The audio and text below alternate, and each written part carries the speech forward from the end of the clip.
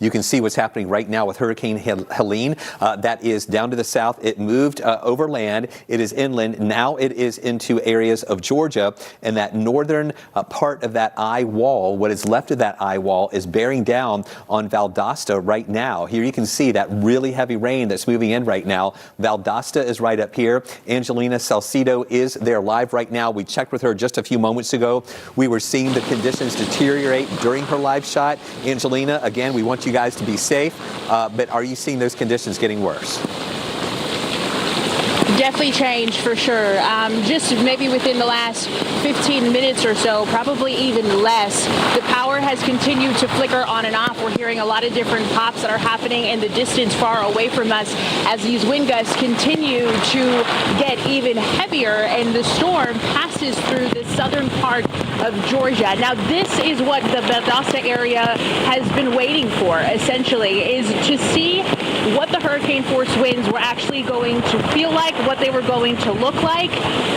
And you guys are taking a look at them right now. The wind has just been whipping through this area here. They are getting hammered and pounded by rain as this storm comes through. And like Chris was explaining to you guys a little bit earlier, this is the dirty side of the storm. And so these are the heaviest wind gusts, some of the heaviest wind gusts that we are going to continue to see as the storm makes its way up north to Metro Atlanta.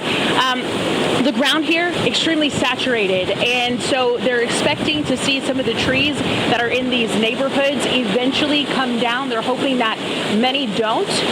But already we have thousands of people without power in Lowndes County and Valdosta as well. I spoke to a woman at a shelter earlier today. She was telling me that every single time a storm like this comes through, she loses power. And honestly, it's gotten to the point where even if it's not a super strong storm like this one that we're seeing right now, the power will still go out. And so that lets you know how susceptible people are to losing power. And when we spoke to emergency management, they told us that people could lose power for weeks. Power crews are in this area. They're staying at hotels. We passed by several hotels that have the power crew station hunker down. And after they're able to assess what this looks like in the morning, they're going to be heading out at 6 a.m. trying to make sure that power is restored back to people. But Chris, this is definitely different than what we have been feeling throughout our hours here in Valdosta. And this, of course, the strongest side of the storm.